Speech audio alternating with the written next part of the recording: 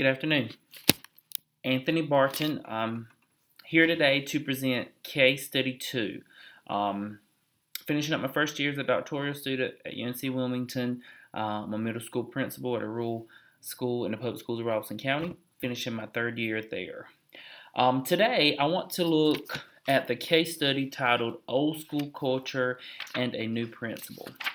I know what it feels like to be the new principal. I know what it feels like to be young, inexperienced in that role, going behind a veteran principal, and how sometimes things that need to occur in order to improve achievement, establish a new culture, ensure that the school operates in a setting that is based on children and what they need first. Sometimes that can meet some resistance.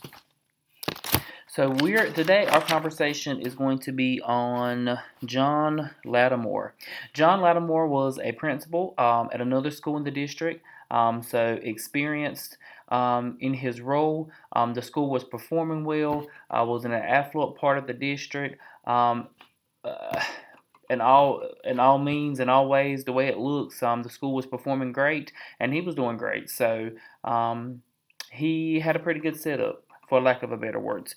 When the position comes open at Oliver Wendell Holmes Elementary School, there's not a bunch of folks applying for this job. Actually, once the school post, or excuse me, not the school post, but once the position post, only one person from inside the district has applied for that job. And it was surprising even to the superintendent, Dr. Gray, and the assistant superintendent, Dr. Danton, that Mr. Lattimore, I'm just going to call him John, has even requested to be reassigned to Holmes. So when John goes into this school, he does what many school leaders do, and what most graduate programs encourage new school leaders to do. He kind of sits back and observes. It says that he gets acquainted with the students and with the staff. He meets with parents, and he tries to develop a positive working relationship within the school staff. He's pleasant, he's nice, he's visible in the school. He doesn't go in and make substantial changes or make waves. One of the things I did when I became a new principal was I followed that same path. I worked to improve the school culture immediately to establish that our purpose was to be there for students and teachers, and that seemed to work for me. And so while he was not making substantial changes at the school, teachers seemed to be okay. So as he moved into his second year, he focused on two areas: suspending students for disciplinary reasons, and it seemed as though, especially in first grade, that students were being retained at a very high rate. So from his experience, and of course I'm sure his research as a practitioner, he has found that suspending students, removing them from the educational setting, obviously doesn't work. It doesn't, fix the behavior, and they miss instructional time. And he also sees that retaining students, especially when different alternatives have not been tried, is not benefiting the school at all. So at the end of his second year, after trying to involve the staff in the decision-making process, John has sent a letter to his teachers. And these are the two changes that he announces. Out-of-school suspensions would be restricted to violations that required such action under school district policy. Otherwise, students would be placed in a newly developed in-school suspension program. And also, in order for a student to be retained in a grade level, the teacher would be required to produce evidence that he or she attempted remedial efforts and explanations of why the students failed, of why the efforts failed. In addition, a student recommended for retention would have to be referred to the school psychologist for an examination. So, this is what happens. The letter goes out, it's the middle of the summer, teachers get really, really upset. Now, one of the things we don't have to worry about, one of the things that's not a factor in North Carolina is we don't have a school union, not in the terms that this school district has. Basically, a letter is written, it's addressed to the superintendent, the school board members. It is signed by nearly 70% of the teachers and nearly 42 parents. They are asking for the removal of the principal and stating that while he's a nice guy and they don't argue that he could be an effective leader, that his skill set does not match what Wendell Holmes Elementary School needs. So the lens that I want to use to discuss this, because my time is running short, is the ethic of critique. And I'm going to just take a moment to let folks know what the ethic is. The ethic of critique is based on critical theory, which has at its heart an analysis of social class and its inequities. One of the things that I did not mention in my introduction is that this school is in a high poverty area. It's the third oldest facility in the city, so the school is very old. Lots of the folks that or the families that once lived there have moved away, so it's obviously a situation where the socioeconomic status of the students here is not the same as the school that John left. So I think it's very important to remember that the needs of this school is very different from the needs of the school that he left. And that in looking at this situation and looking at the teachers that have been there, it's very important to remember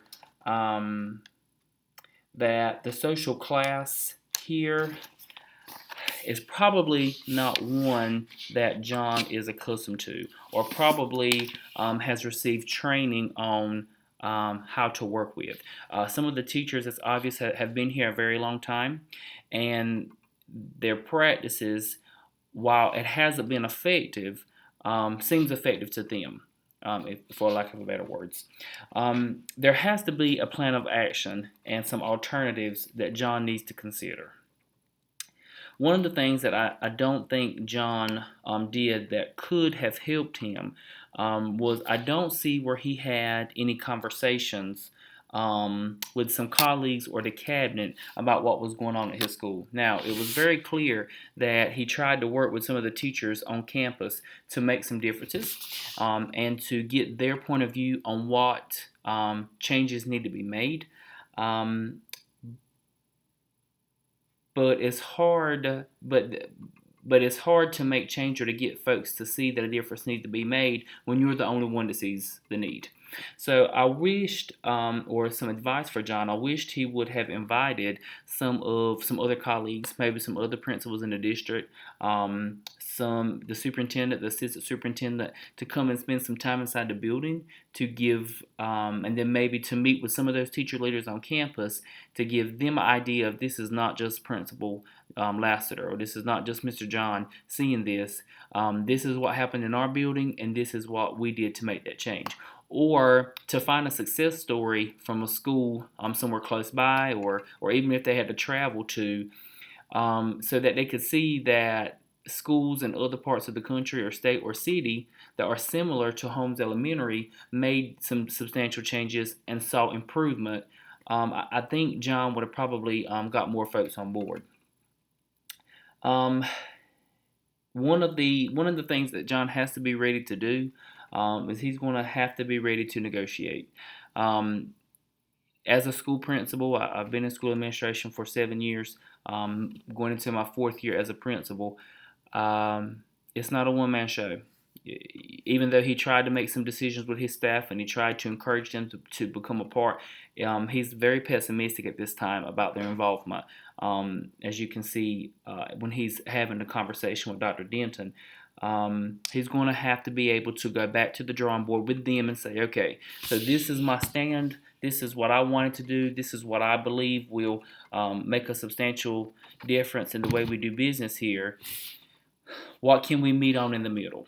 So instead of trying to do both things at one time, is reducing suspensions and reducing the number of students being retained, we need to decide on which one is going to have the greatest impact on children. Personally, I think that the focus needs to be on the number of students being retained, because I agree with John. I haven't seen much research, and in my role as a practitioner, I haven't seen it been much effective in my practice as a principal to kind of see what we can do first. If he could find some folks, he himself or some folks in the district office that could train teachers on some strategies to use to differentiate instruction, or to try different strategies with students that don't seem to be performing on a first grade level, instead of just saying, oh, they can't make it, they need to be retained, then I think he would get more buy-in, because it's obviously teachers are resistant, not just because they like failing children, but obviously they don't know what it is they can do differently. So, very interesting case. John's in a tough situation. I'm kind of disappointed that the superintendent and the assistant superintendent have so quickly offered him a way out. But very proud that John has decided to stay on board. But he's going to have to have the support of the superintendent and the assistant superintendent in order to be successful in his third year at Holmes Elementary School. It cannot be a situation where he feels like it's the principal against the staff. They're going to have to sit down, negotiate, come up with a plan for what's best for children. The plan may not be as aggressive as John wants. As John wants it to be. But I definitely think it can happen with the right supports in place. Thank you.